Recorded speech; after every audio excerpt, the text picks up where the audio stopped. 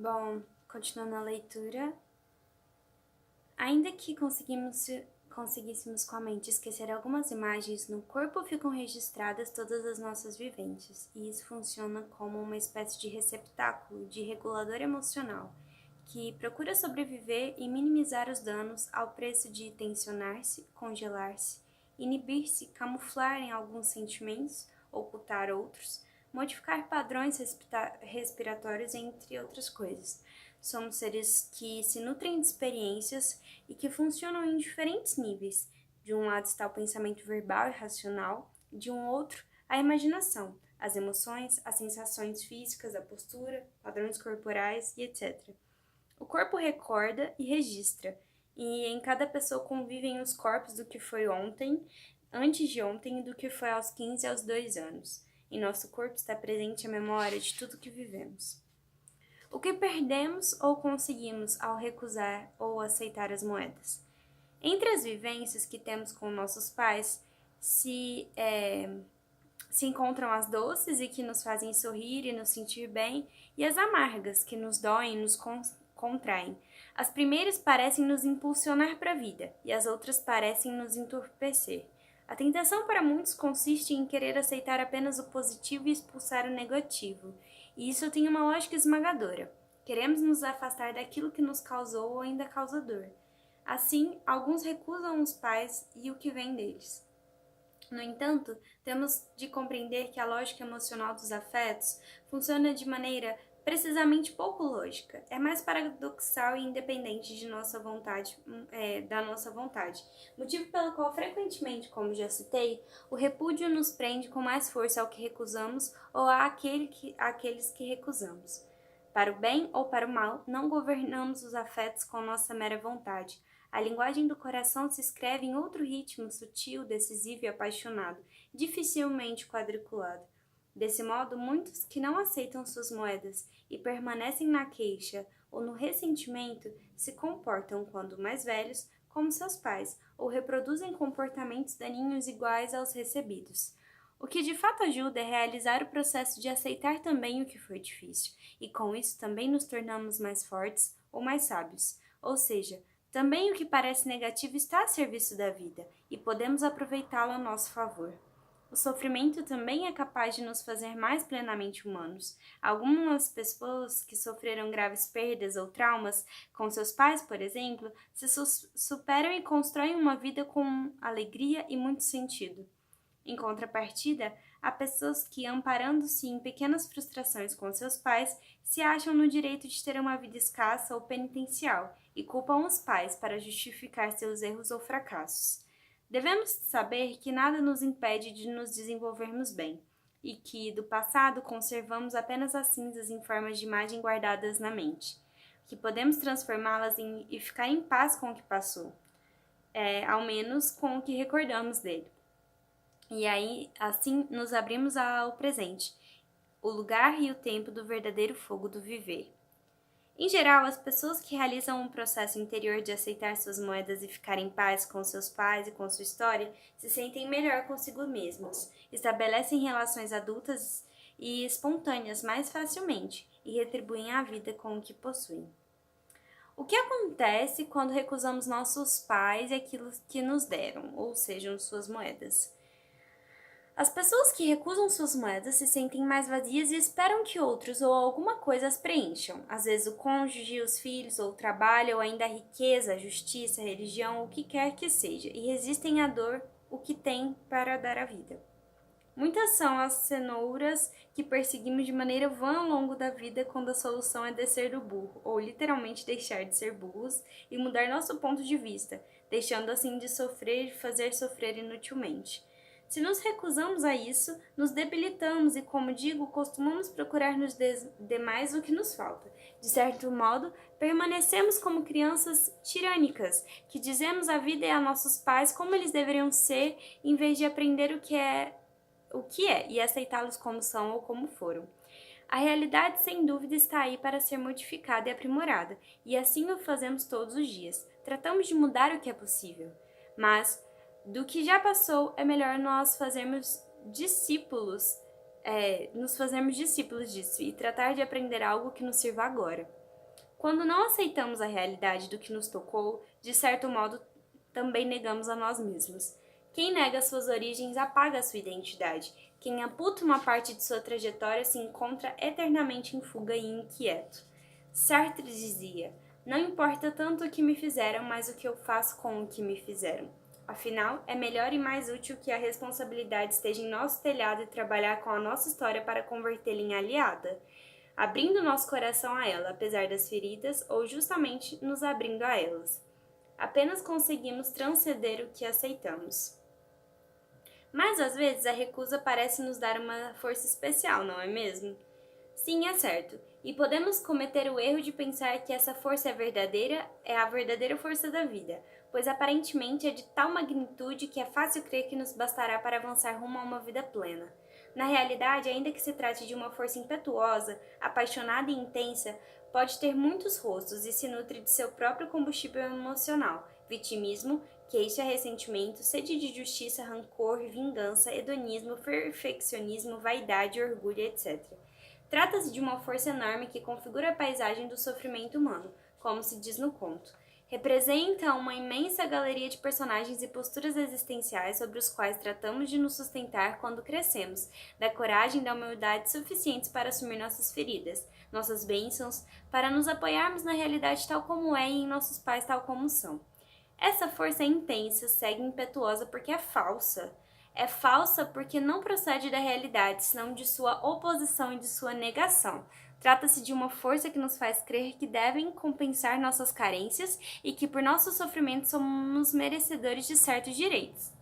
Mas há algo que devemos aprender. Nenhum sofrimento concede direitos, nenhuma postura existencial edificada sobre feridas concede merecimentos. Como se afirma no relato, o único sentido desse sofrimento, que não é dor, é fazer sofrer os demais, já que apenas a dor genuinamente ela desperta compaixão. Por que não é adequado buscar nos outros aquilo que não obtivemos no seio familiar, ou seja, cobrir com outros nossa carência afetiva? Porque seria como tentar abrir uma porta com um martelo no lugar de uma chave. Com um martelo, possivelmente conseguiremos abri-la, mas a quebraremos, e ela não voltará a servir como porta. E também por outra razão que aprendi por meio dos muitos casos que vi como terapeuta. Porque esses afetos, ainda que sendo muito sentidos, nunca podem substituir realmente outros afetos. Um afeto não substitui o outro, como uma pessoa não substitui a outra em nosso coração. Por exemplo, uma versão clássica e comum do encantamento consiste em esperar que o outro tenha e nos ofereça aquilo que não aceitamos de nossos pais. Quando aquilo que esperamos é pouco, talvez possa funcionar. Entretanto, quando é muita coisa, resulta demasiado e impossível.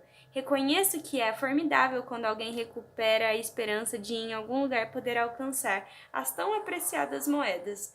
Mas trata-se de uma esperança vã, porque de fato o outro só pode dar aquilo que possui, e lhe corresponde por sua posição, mesmo querendo dar tudo e amando plenamente. Um casal é um casal, ou como dito no conto, uma relação entre adultos fundamentada na igualdade de classe, na troca equilibrada e na sexualidade. Trata-se de uma relação contratual e não incondicional, faz com que as pessoas se despeçam da infância. Como acontece com os filhos, não podemos esperar deles o que eles não podem nos dar. Entretanto, alguns pais esperam sim que seus filhos supram suas carências e inconscientemente exercem sobre eles chantagem emocional, o que torna muito difícil aos filhos se tornarem independentes e livrar-se desse laço insano. Criam vínculos especiais com seus filhos quando a eles lhes basta um vínculo normal, e é suficiente para eles sentir-se cuidados, queridos, pertencentes e livres, nada mais. Um filho ou uma filha especial se distingue porque inconscientemente seu pai ou sua mãe estão convencidos de que têm as moedas que eles necessitam. Então se relacionam com seu filho de modo especial, cheios de expectativas. De maneira não muito consciente, buscam nos filhos o que lhes falta, anseiam preencher os seus vazios ou o que não aceitaram de seus pais ou cônjuges. E isso é um peso notável para os filhos. Alguns deles o assumem por amor aos pais e sacrificam a sua vida se envolvendo com intensidade. Outros encontram oportunidades e a pressão de sua autonomia e desenvolvimento os empurra com afinco.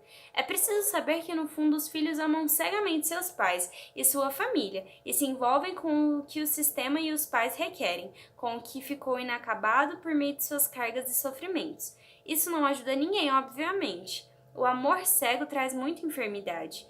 Torço para que se cumpra a ordem das relações humanas nas famílias, para que as pessoas sejam mais felizes e torço também, em especial, para 2 pontos importantes: que todos sejam iguais e que os posteriores não carreguem os assuntos dos anteriores. É difícil, claro. Como um filho pode ignorar quando vê sua mãe ou seu pai triste ou infeliz ou não confia que estejam bem sustentados na vida? Ajuda o fato de o filho poder esclarecer as confusões e respeitar o destino dos pais e ter consciência de que não lhe corresponde ter as moedas que faltam aos pais, nem ser pai ou mãe de seus próprios pais, muito menos responsável pela felicidade ou pela vida deles. Quando um filho se desenvolve e sai do lugar de apoio de um dos pais, por exemplo, um equilíbrio estabelecido no sistema se quebra. E esse pai tem uma nova oportunidade de encontrar o que lhe falta ou resolver o que não está resolvido. Às vezes, os pais perderam seus pais muito cedo, por exemplo, ou têm perdas e penas não esclarecidas. Tudo isso tem de ficar com eles para que possam se integrar e assim se respeitar e se aceitar como tal, incluindo suas dificuldades.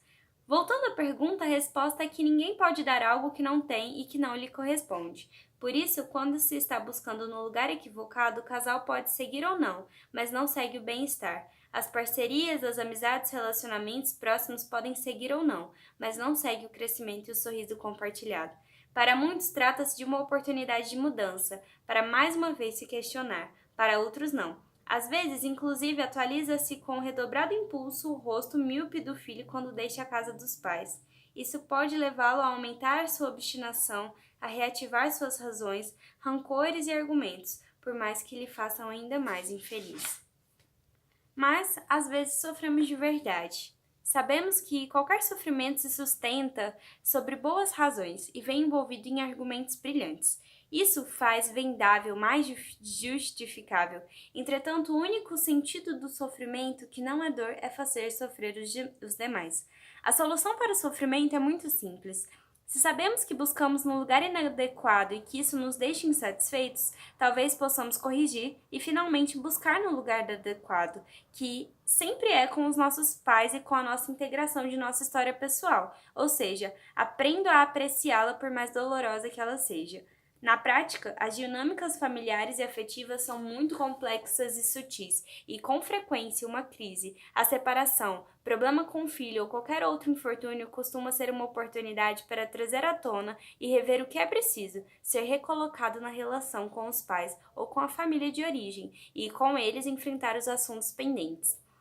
Quando o caminho com o qual pretendíamos nos encher falha, quando uma crise nos assola, quando um trecho de nosso caminho se esgota, talvez se abra uma oportunidade, sobretudo, se somos capazes de permanecer em nossa fragilidade e abrir o coração. Com todas as pessoas, os pais são as mais reais são mais reais que perfeitos. E é suficiente que sejam assim. Quem exige perfeição fica sozinho, nem sequer tem a si próprio, porque também se acha imperfeito. As ideias de perfeição pertencem ao reino de nossas imagens mentais, mas não à realidade, que seguramente anda pouco preocupada com si mesma e com sua melhoria.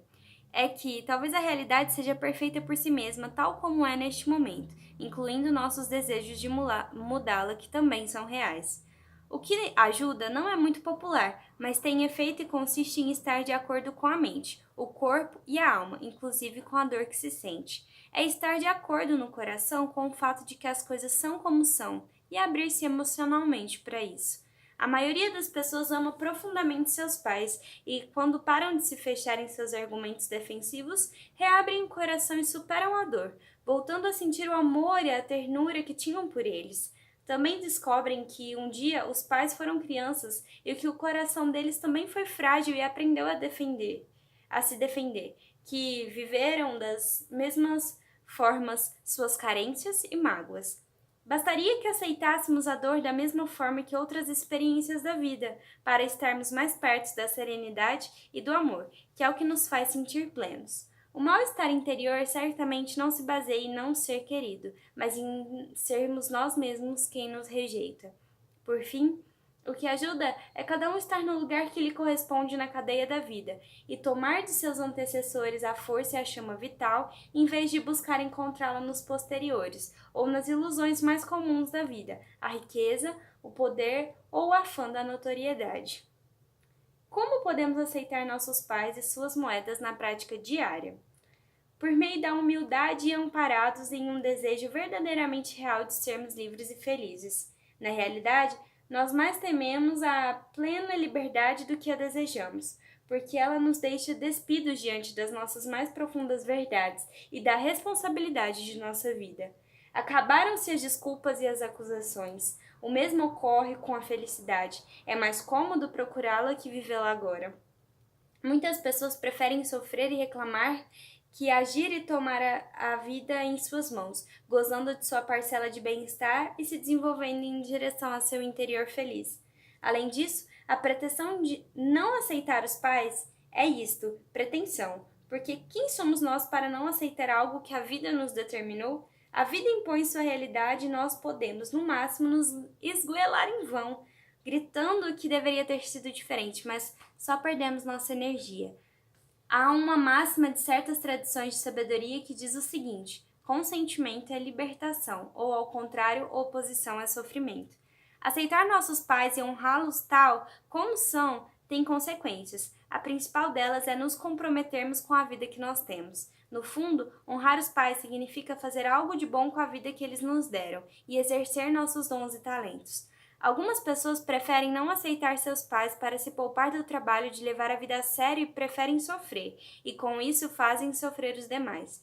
Tenho repetido frequentemente que o sentido da maior parte do sofrimento é fazer sofrer os demais, porque, em geral, o que vemos é que o sofrimento exige algo dos demais, é manipulador.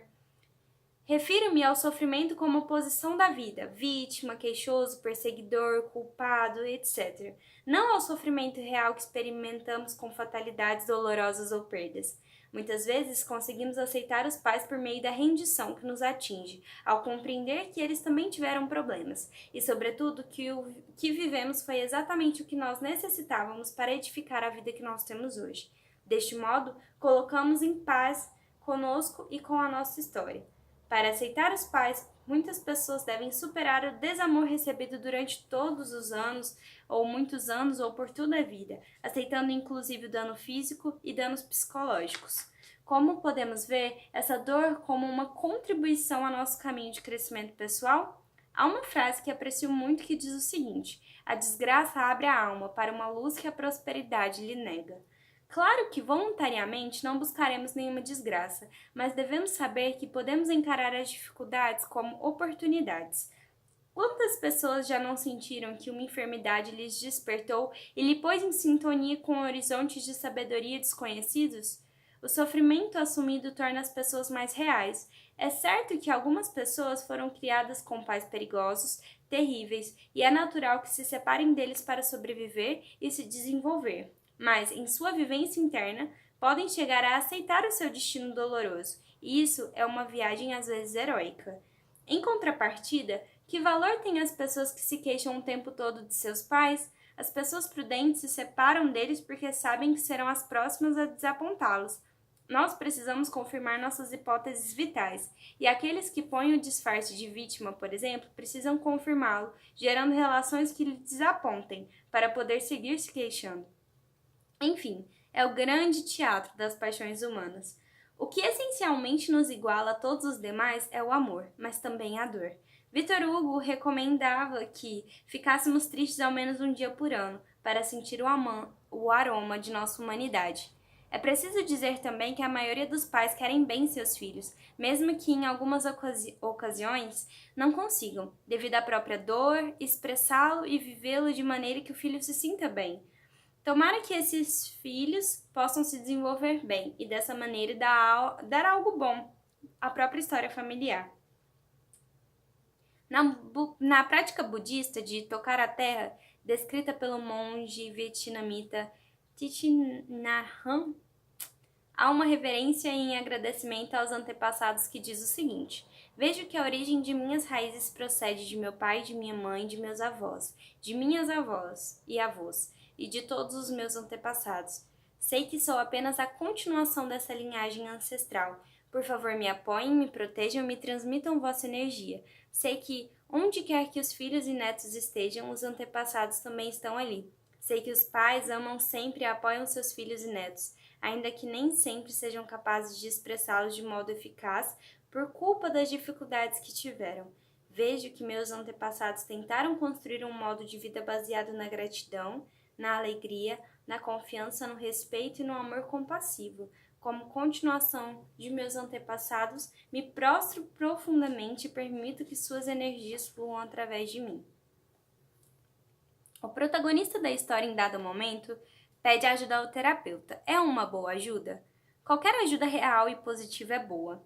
Contudo, os terapeutas que creem ter as moedas criam vínculos estreitos e prolongados com seus pacientes, enquanto os que sabem que não as possuem sentem que estão apenas de passagem, só por um momento, e ajudam com respeito e decisão. São humildes.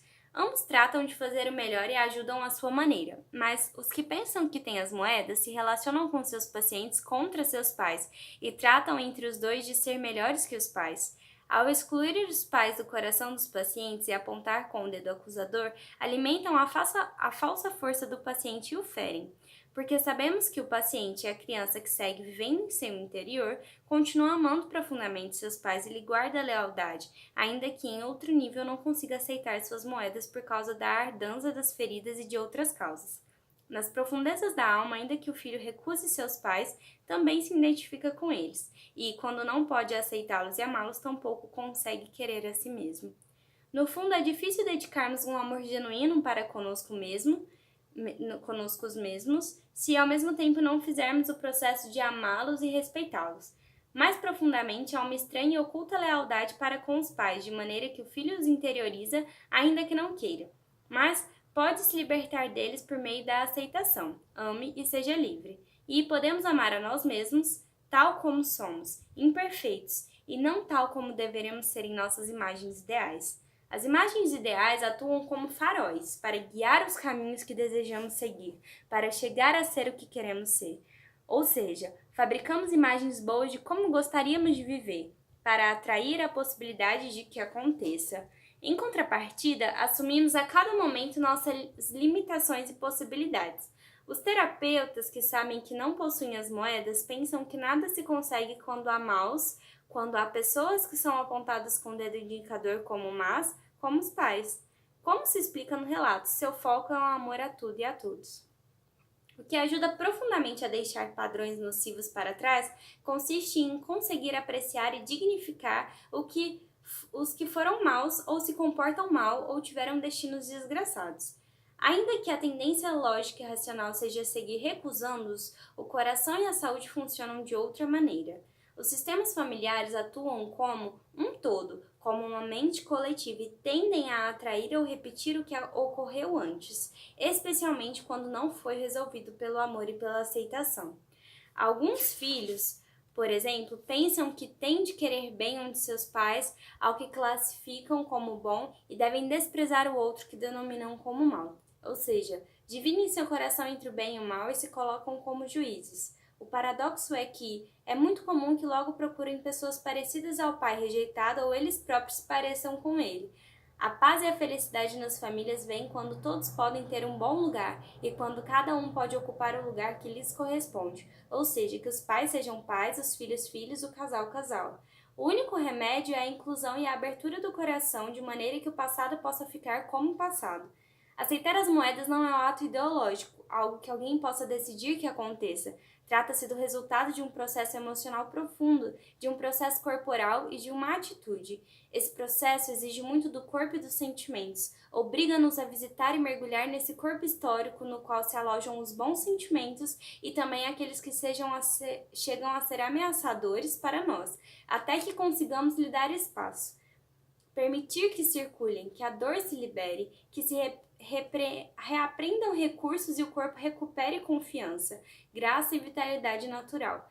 A esse corpo que viveu tanto, que suportou traumas, feridas e medos, podemos agradecer por sua força e acariciá-lo o suficiente para que pulse novamente com a força da vida e possa voltar a se expor a uma relação feliz com os demais.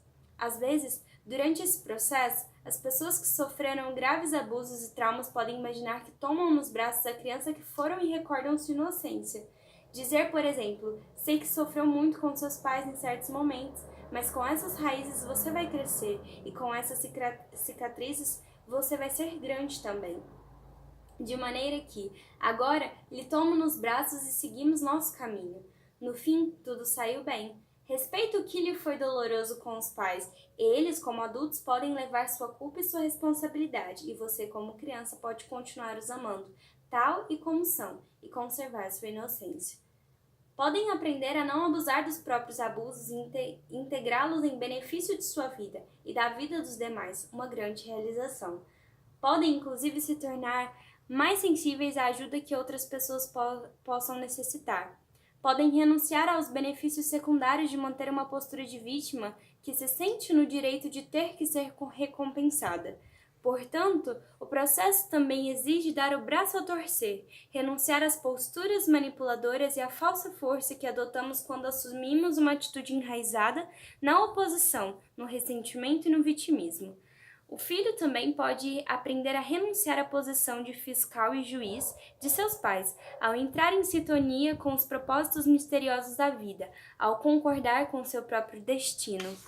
Já que, como disse Cleanthes, os destinos guiam quem os aceita, mas arrastam quem a eles resiste. Enfim, não se trata de converter o honrar nossos pais em um movimento artificial e meramente positivista de vestir os fatos da cor que nos convém.